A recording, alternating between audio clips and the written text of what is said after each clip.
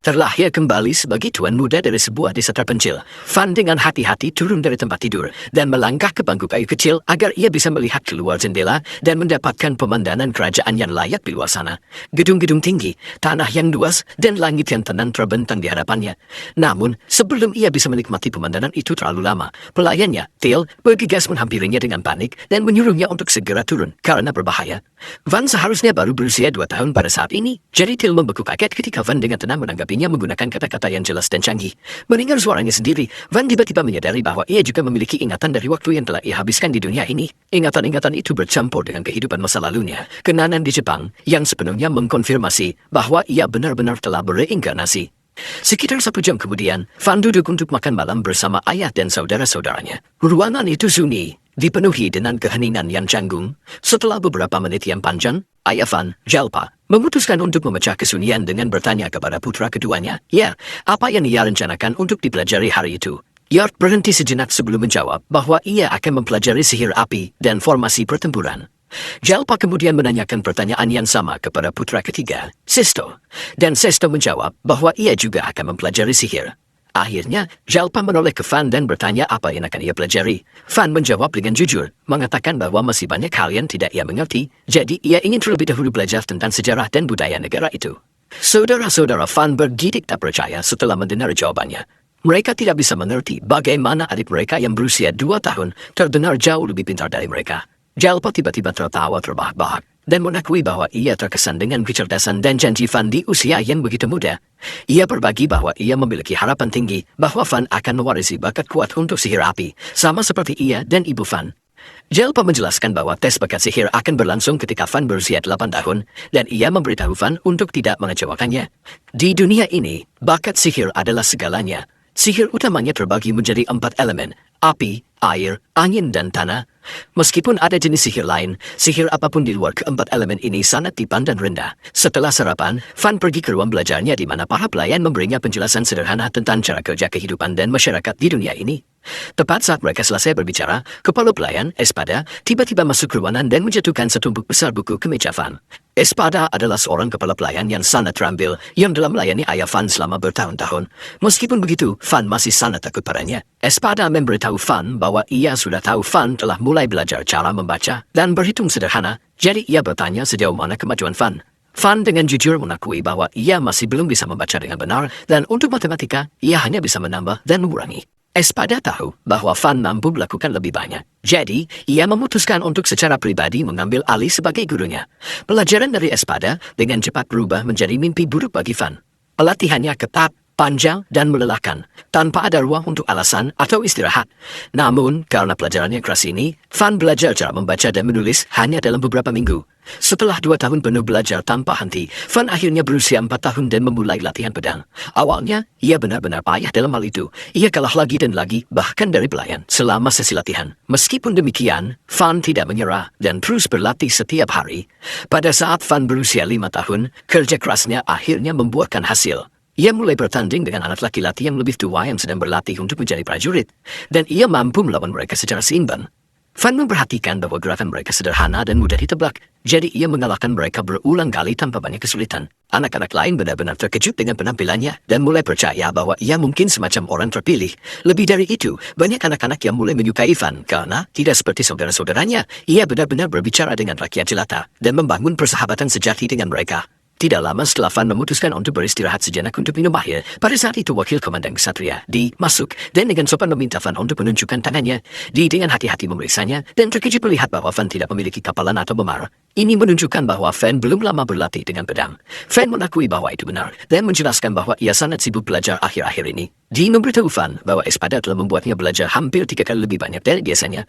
Ia mengatakan bersedia berbicara dengan Espada tentang mengurangi waktu belajar Van dan menambah waktu latihannya, karena hidup bukan hanya tentang buku. Di kemudian bersumpah bahwa jika Van mendapatkan lebih banyak waktu untuk berlatih, ia akan membentuknya menjadi pendekar pedang terhebat yang pernah ada. Van menjawab bahwa berbicara dengan Espada tidak akan perlu, karena ia yakin bisa mengelola belajar dan berlatih sekaligus. Disetujui dengannya, tetapi menyarankan agar ia menjadi instruktur latihan Van untuk memastikan Van mengikuti jalan yang benar. Berlatih dengan Dee dengan cepat berubah menjadi mimpi buruk lainnya. Dee membuat Fan melalui latihan yang sangat intens dengan hampir tanpa waktu istirahat. Meskipun begitu, Fan tidak dapat menyangkal bahwa terlepas dari betapa sulitnya segalanya, setiap hari sejak reinkarnasinya terasa menyenangkan. Untuk pertama kalinya dalam hidupnya, ia merasakan kepuasan yang tidak pernah ia miliki di kehidupan sebelumnya. Dengan kesadaran ini, Fan memutuskan bahwa ia akan menikmati kehidupan yang menyenangkan dan bermakna di dunia baru ini. 1 tahun kemudian, Fan berusia 6 tahun. Saat ini, rutinitas tanpa akhir belajar dan berlatih satu demi satu mulai terasa membosankan dan melelahkan. Ia menyadari bahwa jika keadaan terus seperti ini, ia tidak akan pernah menjalani kehidupan menyenangkan yang ia janjikan pada dirinya sendiri. Sejak saat itu, Fan memutuskan bahwa ia akan mulai bertingkah seperti anak normal dan menghabiskan waktu bersenang-senang. Suatu hari, ia memberitahu pelayan bahwa ia ingin pergi keluar dan bermain. Jadi pelayan itu membawanya ke pasar. Van terpesona oleh banyak orang, suara, dan barang yang berbeda yang dijual di sekelilingnya. Saat berjalan melewati pasar, Van teralihkan oleh sebuah bangunan besar yang dikenal sebagai kamar dagang Mary. Saat ia menatapnya dengan takjub, sebuah pemandangan yang mengganggu tiba-tiba terjadi di dekatnya. Seorang anak dalam belenggu dan rantai diseret melalui pasar. Dan segera bertanya kepada pria itu, mengapa anak itu dirantai. Pria itu dengan dingin menjawab bahwa ia menjual putranya sebagai budak, mengatakan bahwa karena anak itu miliknya, ia bisa melakukan apapun yang ia mau. Pelayan menjelaskan kepada Van bahwa sudah biasa bagi keluarga miskin untuk menjual anak-anak yang tidak mampu mereka besarkan, karena budak membuat hidup mereka lebih mudah. Van mengakui bahwa itu kejam dan menyakitkan untuk dilihat, tetapi juga merasa tidak banyak yang bisa ia lakukan untuk mengubahnya. Pada saat itu, seorang wanita bernama Rosalie mendekat dan menyapa Van, mengatakan suatu kehormatan untuk melayaninya. Van bertanya padanya, berapa banyak yang akan diterima pria itu untuk menjual anaknya. Rosalie menjelaskan bahwa harganya tergantung pada bakat sihir. Setelah mengetahui bahwa anak laki-laki itu memiliki bakat mencuri yang dianggap sangat rendah, ia mengatakan anak itu akan terjual tidak lebih dari 3 koin perak. Setelah mendengar ini, pria itu menjadi marah dan mulai menendang putranya berulang kali, meneriakinya karena tidak berharga. Ia kemudian meraih anak itu dan mengatakan mereka akan pergi ke toko lain. Tiba-tiba, Fan melangkah maju dan menghentikan pria itu, mengumumkan bahwa ia akan membeli anak itu seharga 5 koin perak. Pria itu segera setuju, mengambil uangnya dan pergi tanpa menoleh ke belakang. Van kemudian berlutut di depan anak itu dan memperkenalkan dirinya. Anak itu memperkenalkan dirinya sebagai Kamshin. Van memberitahu Kamshin bahwa ia bebas pergi kemanapun ia mau. Van tidak pernah bermaksud untuk benar-benar memilikinya. Ia hanya membelinya agar bisa membebaskannya. Namun, ketika Van mengetahui bahwa Kamshin tidak punya tempat tujuan, ia menyarankan agar Kamshin ikut tinggal bersamanya. Salah satu penjaga angkat bicara dan memperingatkan Van bahwa Markis mungkin tidak akan menyetujui ia membawa pulang anak laki-laki asing. Namun jika anak itu terdaftar sebagai budak Van, seharusnya tidak akan ada masalah. Van bertanya kepada Kamshin apakah itu bisa diterima, dan Kamshin setuju. Sejak saat itu, Kamshin secara resmi menjadi budak Van. Rosalie kemudian memberitahu mereka bahwa sebelum semuanya final, mereka harus terlebih dahulu menyelesaikan kontrak budak. Baik Van maupun Kamshin mengulurkan tangan mereka ke depan pada saat yang sama. Mengikuti instruksi Rosalie, saat kontrak budak terbentuk, sebuah tanda bercahaya muncul di punggung telapak tangan Kamshin. Tanda ini adalah bukti kontrak budak dan tidak akan hilang selama kontrak tetap aktif.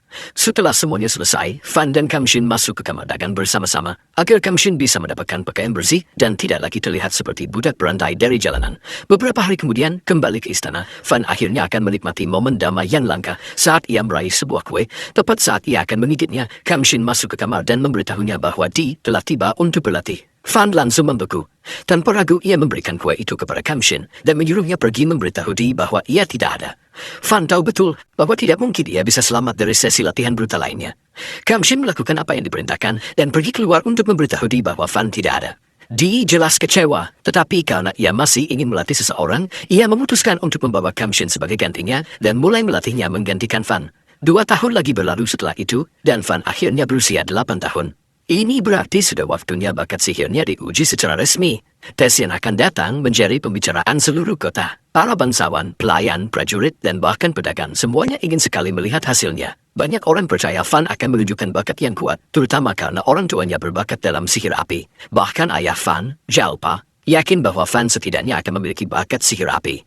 Namun, pada hari ujian, semua orang benar-benar tercengang. Kaget bukan main. Van tidak memiliki bakat untuk api, air, angin, atau tanah. Sebaliknya, ia hanya memiliki bakat untuk sihir produksi, yang secara luas dianggap sebagai jenis sihir terburuk dan paling tidak berguna di dunia. Suasana langsung menjadi dingin. Jalpa menjadi sangat marah setelah menyadari bahwa putranya ternyata gagal total di matanya. Dalam amarahnya, ia menghulus pedangnya dan bersiap untuk membunuh Van di tempat.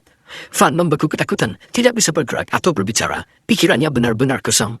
Tepat saat ayahnya hendak menyerang, putra tertua, Mursia, melangkah di depan Van dan menghentikannya. Mursia menyarankan solusi alternatif. Sebaliknya, ia mengusulkan agar Van ditugaskan untuk mengurus sebuah desa terpencil di dalam wilayah mereka. Mursia menjelaskan bahwa desa itu terlalu terisolasi untuk berkembang dengan baik. Dan karena baru saja diakuisisi, banyak orang yang tinggal di sana tidak setia kepada keluarga mereka. Menempatkan salah satu dari mereka sendiri sebagai tuan di sana akan membantu mengamankan kesetiaan penduduk desa. Jalpa berhenti dan mempertimbangkan gagasan itu. Setelah beberapa saat, ia menyadari bahwa itu sebenarnya solusi yang masuk akal. Ia menyarungkan pedangnya dan menyatakan bahwa Van akan menjadi tuan di tanah itu. Jalpa kemudian berbalik dengan dingin dan menyuruh Van untuk mengemasi barang-barangnya dan pergi sesegera mungkin. Mengatakan bahwa tidak ada tempat bagi orang yang tidak berguna di rumahnya. Dengan itu, ia pergi tanpa menoleh ke belakang. Setelah ayahnya pergi, Mursia membungkuk dalam-dalam dan meminta maaf kepada Van karena telah menyarankan sesuatu yang begitu memalukan. Van mengatakan kepadanya, tidak perlu meminta maaf, karena jika bukan karena Mursia turun tangan, ia pasti sudah mati. Keesokan harinya, Van mengemasi barang-barangnya dan bersiap untuk berangkat ke desa terpencil. Anehnya, ia merasakan kegembiraan. Ia percaya tidak akan banyak pekerjaan di sana, dan untuk sekali ini, ia akhirnya bisa menjalani kehidupan yang menyenangkan dan santai yang selalu ia inginkan. Semuanya tampak berjalan lancar, sampai Dee dan Espada mengumumkan bahwa mereka akan ikut untuk mengawasi latihan dan belajar Van. Van menghela napas panjang karena frustrasi, sudah tahu bahwa mereka berdua akan membuat hidupnya seperti di neraka sekali lagi. Lebih buruk lagi, pelayan favoritnya juga memutuskan untuk ikut, mengatakan ia tidak tahan berpisah darinya. Dengan semua persiapan selesai, Van melangkah ke dalam kereta dan memulai perjalanannya menuju kehidupan baru, berharap kali ini ia akhirnya bisa bersenang-senang. Selama perjalanan menuju kota baru, sang protagonis, Van, pamer ke semua orang kalau dia punya bakat luar biasa dalam sihir produksi. Dia berharap sihir jenis ini bisa punya kegunaan praktis, dan setelah perjalanan panjang, akhirnya mereka mulai mendekati desa yang bakal jadi tempat tinggal mereka mulai sekarang. Van meminta Theo untuk tidak memaksakan diri melampaui batasnya, dan bilang kalau pelayannya itu sudah merasa lelah. Dia boleh pulang tanpa masalah. Kalau Theo minta bantuan ke kakaknya Van atau keluarga utama, dia pasti bakal diurus dengan baik. Tapi bagi Theo, hal itu sama sekali gak penting. Theo sudah berjanji untuk menghabiskan sisa hidupnya di sisi Van, dan dia berniat menepati janji itu. Dia bilang kalau dia akan selalu ada di samping si bocah, dan bahkan rela mempertaruhkan nyawanya demi Van. Van jadi malu banget, dan tanya apa omongan barusan itu terdengar seperti lamaran pernikahan. Si pelayan menjawab dengan lugas kalau dia memang mencintai Van. Meskipun merasa situasinya agak canggung dan aneh, Van memutuskan untuk melanjutkan perjalanan mereka. Tapi tanpa peringatan apapun, kereta kuda mereka berhenti mendadak. Pas mereka melihat ke depan, mereka sadar kalau desa tujuan mereka lagi menghadapi masalah serius dan sedang diserang. Van dengan cepat membubuhkan rekan-rekannya buat menyusun strategi dan mencoba merebut kembali desa itu. Lalu berkomentar kalau kemungkinan besar ini ulas kelompok bandit. Van menyadari kalau desa itu dikepung oleh pemanah dari segala sisi. Tapi anehnya, panah-panah itu sepertinya nggak mempan sama sekali. Di depan gerbang ada banyak orang berkumpul, sementara para penduduk desa cuma bisa sembunyi, nggak mampu melawan balik. Membuat perkiraan cepat, Van menghitung ada sekitar 50 musuh, jumlah yang jauh lebih banyak dari kelompok mereka. Dee menyarankan untuk maju dan menghadapi para penyerang. Yakin kalau mereka kerjasama, mereka bisa menang. Salah satu pria di situ menganggap ini terlalu beresiko karena mereka kalah jumlah. Dee menjawab kalau dia paham risikonya karena dia sudah sering berada di garis depan. Dia tahu bakal ada yang terluka atau bahkan tewas. Tapi dia percaya masih ada cara buat melawan musuh. Salah satu petualang mengingatkan kalau mereka disewa cuma buat mengawal sampai ke kota dan gak bakal terima misi yang membahayakan nyawa rekan-rekan mereka. Dee menjelaskan kalau desa itu adalah wilayah pertama tuan mudanya dan menampung rakyat pertama di bawah kekuasaannya. Dia bertanya kapan mereka berniat mencabut pedang kalau bukan di situasi kritis kayak gini. Si petualang mengakui rasa kehormatan Dee, tapi menegaskan kalau itu nggak berlaku buat mereka karena mereka cuma petualang bayaran. Meski mengerti alasan itu, Dee meminta setidaknya mereka melindungi Van. Tapi sang butler, Espada, keberatan. Dia bilang kalau Dee mati di sini, gak bakal ada masa depan buat wilayah ini. Bahkan kalau desanya berhasil direbut kembali, meskipun sudah berumur, Espada mengungkapkan kalau dia adalah penyihir 4 elemen. Mengejutkan semua orang, dia menjelaskan kalau dia bakal mulai dengan mendirikan barrier sementara. Para petualang menyerang dari jarak jauh di balik pelindung itu. Pas musuh mengalihkan perhatian ke barrier, Dee dan pasukannya bakal menyerang dari sisi sayap dengan serangan kejutan yang terkoordinasi. Peluang menangnya bakal tinggi. Van bertanya apa sang butler berniat ikut bertarung juga. Espada menjawab iya, karena kalau dia nggak lanjut menyerang, dia cuma bakal berakhir jadi umpan doang. Dan kematian Dee serta yang lainnya bakal sia-sia. Van menolak menerima kematian butlernya, tapi Espada bersikeras, bilang kalau mata tuannya ini masih bisa berguna, dan memohon Van buat menerima keinginan ini. Van keberatan lagi, mengingatkan seberapa besar kontribusi Espada buat keluarga Makis. Dia juga meminta Dee buat diambil resiko, karena mereka masih bagian dari Ordo Kesatria Utama. Kalau mereka kehilangan Dee, yang punya kekuatan tempur besar dan merupakan ahli strategi kelompok, wilayah ini nggak bakal bisa berkembang. Van kemudian menawarkan diri buat jadi umpan, tapi pelayannya langsung menolak keras ide itu. Phil juga mengajukan diri untuk menarik perhatian musuh. Van menjelaskan kalau dia nggak sanggup melihat orang yang dia sayangi mati, dan bilang kalau Till harus hidup selama mungkin.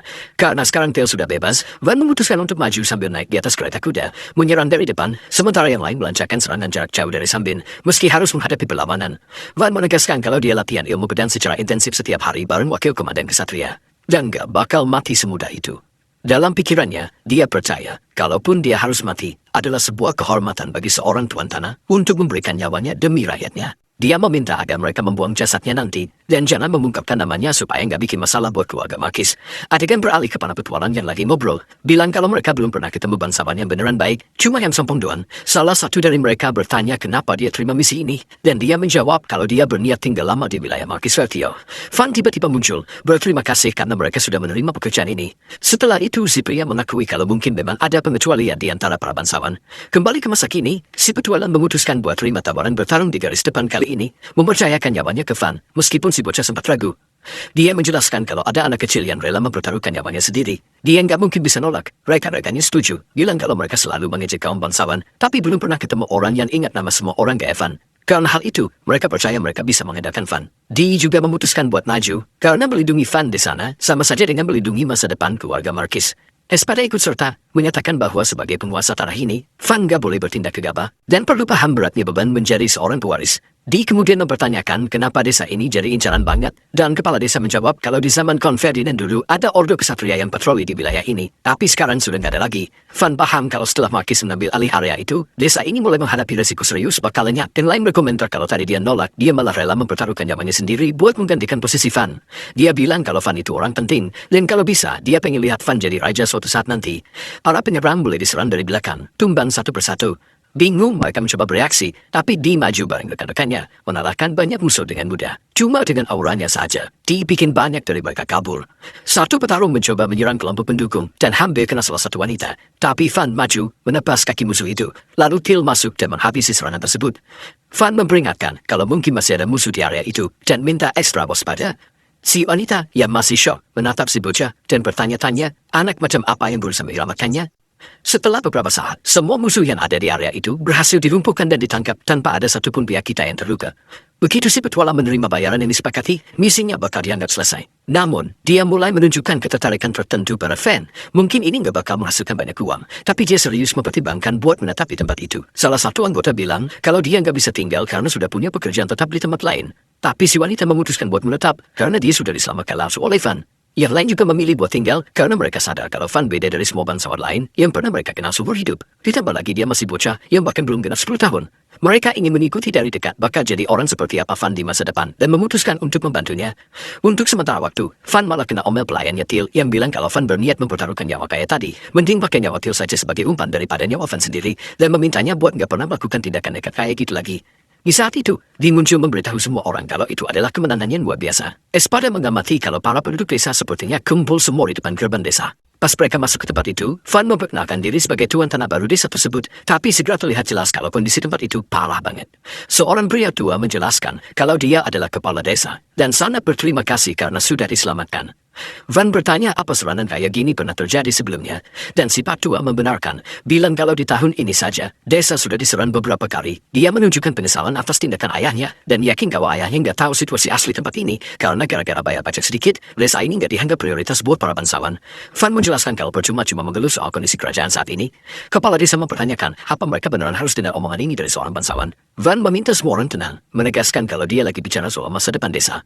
Dia mengakui kalau tanggung jawab bangsawan itu besar, dan kalau mereka analisis penyebabnya, mungkin ada kegagalan dalam hukum yang ditetapkan oleh keluarga kerajaan Berlinet, pendiri kerajaan ini, tapi mengubah hukum kerajaan bukan urusan yang simpel, makanya dia tanya, apa mereka tahu harus ngapain selain cuma mengeluh.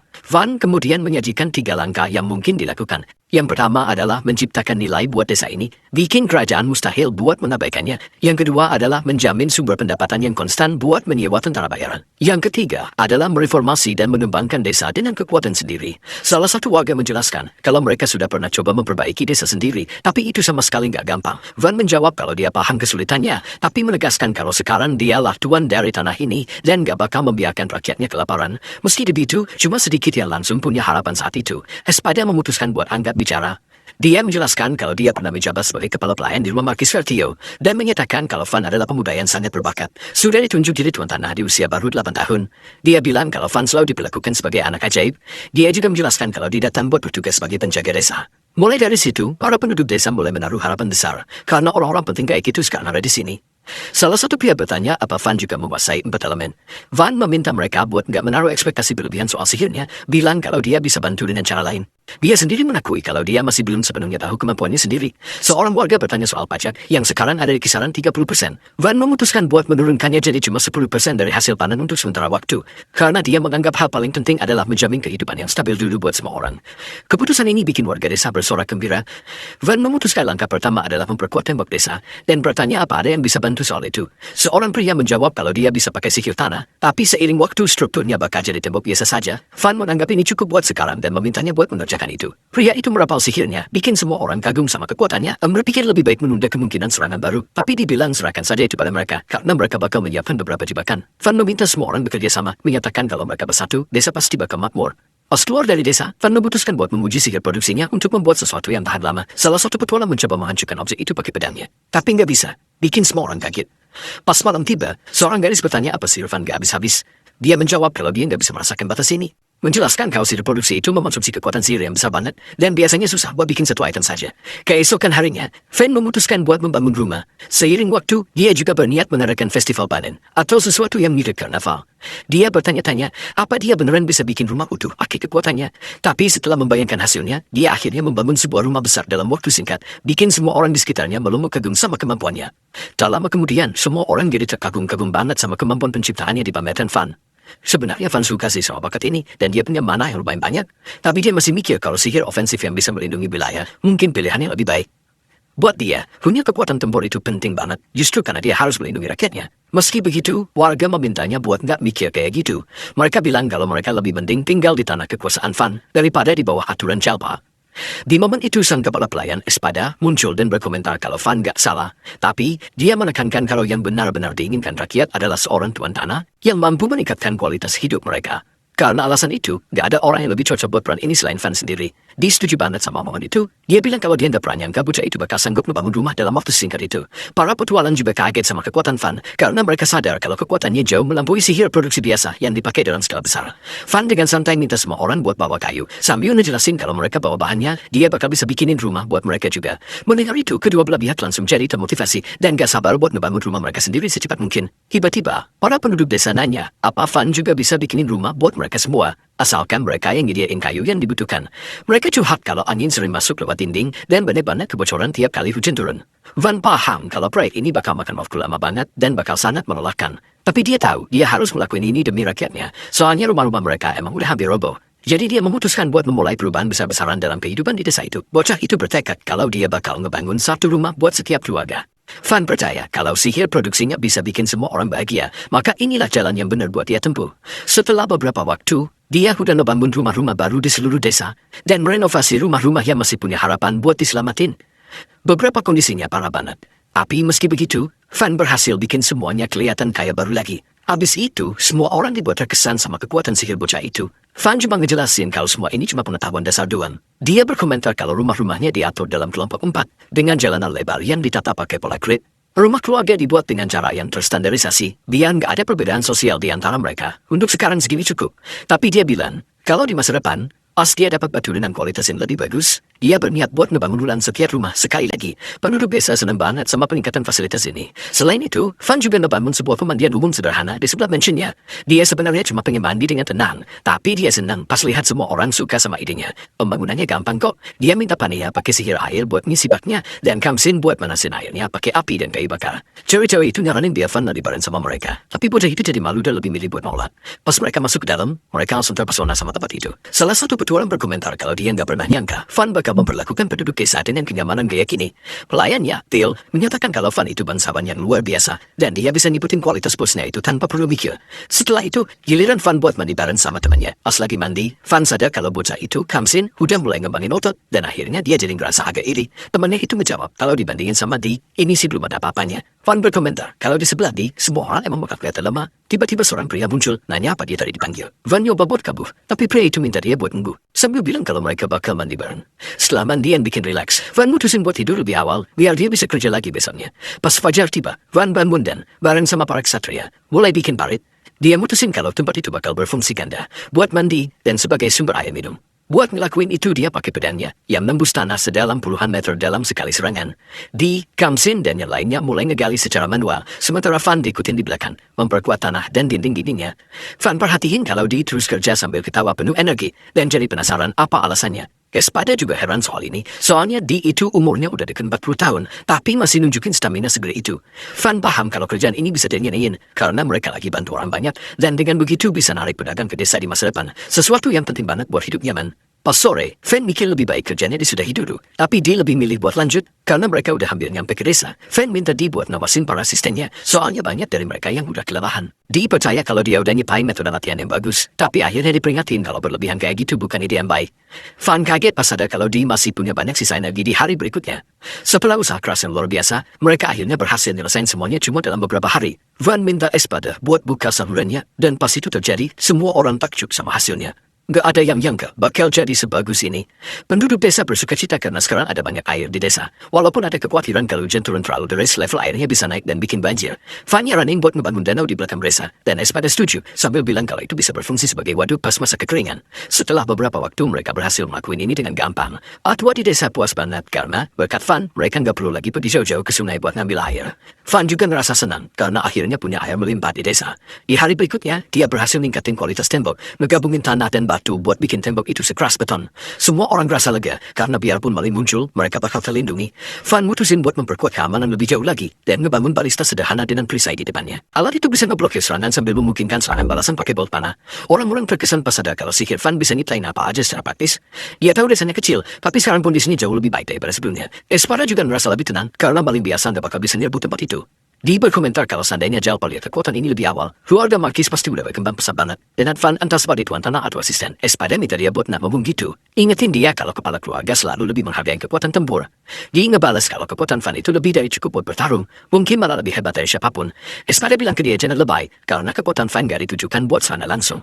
Dia ngejelasin kalau perang itu nggak terbatas cuma nyerang doang, tapi juga melibatin strategi. Van akhirnya diskusi dengan bilang kalau nggak ada gunanya ngebandingin bakat, karena semua orang harus ngelakuin ada yang terbaik dengan apa yang mereka punya. Nggak lama kemudian, perut bocah itu bunyi, dan pelayannya mutusin buat nyiapin makanan enak. Pas mereka nyampe rumah, dia berkomentar kalau nggak banyak hal yang bisa dilakuin. Espada kemudian ngejelasin, kalau percuma aja fokus cuma lindungin desa, kalau desa itu nggak punya sumber pendapatannya stabil. Saat ini, paling bagus cuma ada satu pedagang keliling yang muncul sebulan sekali, dan hampir nggak ada perdagangan sama dunia luar. Van percaya kalau ini cukup, karena dia bisa bikin furnitur pakai sihirnya, dan hidup dari apa yang mereka hasilkan di ladang. Espada berargumen kalau dengan cara begitu nggak bakal mungkin buat bikin permen manis yang disukain banget sama Van. Bocah itu jadi kesel dengar itu, dan mutusin kalau dia bakal bikin sesuatu buat dijual di desa. Pas dia pergi keluar, Van mulai nyari ide dan sumber daya yang bisa dipakai buat ngembangin tempat itu. Tiba-tiba, salah satu petualang muncul bilang kalau dia habis beli perisai, tapi pas dia sentuh pelan pakai pedang kayu, benda itu malah kebelah jadi dua. Meski begitu, pakai kekuatannya, Van berhasil memperkuat perisai itu, dan bikin jadi jauh lebih tahan banting dari sebelumnya. Gak lama abis itu, petualang yang sama nanya ke Van, apa dia tertarik buat beli mineral. Ngejelasin kalau di hutan itu, mungkin karena letaknya di kaki pegunungan Wolfsburg, ada banyak binatang sihir yang kuat. Mungkin karena alasan itu, jadi mungkin banget buat ngumpulin mineral langka tanpa perlu manjat naik ke gunung. Mereka nemuin besi, juga tembaga, perak, dan bahkan sedikit emas, yang bikin semua orang kaget. Mereka juga berhasil nemuin mithril. Van takjub banget mereka nemu jenis mineral itu di wilayah sana, dan nanya kenapa tempat itu nggak pernah dieksplorasi sebelumnya. Si petualang ngejawab kalau areanya terpencil, dan bagi orang luar, rasanya nggak sebanding sama risikonya buat pergi ke sana. Ia bayangin kalau satu-satunya eksplorasi yang dilakuin di masa lalu, cuma dilakuin sama para ksatria. Mendengar itu, Van sadar kalau mungkin ada banyak sumber daya lain di sekitar desa. Penasaran, dia nanya apa dia boleh pakai sebagian besi yang mereka temuin. Setelah dapat izin, dia berhasil memurnikannya dengan gampang banget. Semua orang terkesan dan nanya apa dia bakal bisa nempa pedang. Setelah konsentrasi, Van nyiptain satu tanpa kesulitan sama sekali. Bikin semua orang heboh, dan mereka segera mulai nanya apa dia bisa bikinin sesuatu juga buat mereka. Di momen itu, Espada muncul di lokasi, dan pas sadar kalau mereka nemuin mithril, dia berkomentar kalau langka banget nemuin mineral itu di hutan. Dia bilang hal ini cuma bakal jadi umum kalau ada dungeon di dekat situ. Si petualang nanya apa ada dungeon di wilayah itu, tapi Espada dijawab kalau dia nggak tahu. Dia ngejelasin kalau emang ada dungeon di dekat situ, situasinya bakal berubah total. Banyak orang bakal mulai lalu lalang lewat desa bareng sama barang dagangan. Van paham kalau mereka nemuin dungeon, tingkat kepentingan desa bakal meningkat secara signifikan. Dan jin dianggap sebagai harta nasional sejati, penuh sama sumber daya berharga kayak pakaian, perhiasan, dan barang langka lainnya. Biasanya, pasarikat atau guild menerima kabar tentang penemuan dan jin baru. Ada aturan yang nentuin kalau cabang guild harus dibuka di kota dan desa terdekat. Meski begitu, Fan tahu kalau saat ini desa belum bakal sanggup nampung petualang sebanyak itu. Espada setuju, bilang kalau bukan cuma petualang yang bakal muncul, tapi juga pedagang dan bahkan prajurit. Selain itu, Fan paham kalau negara tetangga mungkin bakal nyoba nyerang wilayah itu demi nyari keuntungan. Karena hal ini, mereka nyimpulin kalau yang terbaik adalah memperluas desa secepat mungkin. Kalau ini dilakuin cepat, gak ada orang dari keluarga Fan yang bakal bisa ikut campur. Jadi mereka mutusin kalau bukan ide bagus buat nyari dungeon untuk saat ini. Pas balik ke rumah, Fan nerima kabar kalau Kadel berbaju zirah lagi mendekat ke arah desa. Bocah itu langsung merintahin gerbang buat dinaikkan. Terus dia minta bantuan semua orang buat merindungin tempat itu dan menjaga desa tetap berdiri.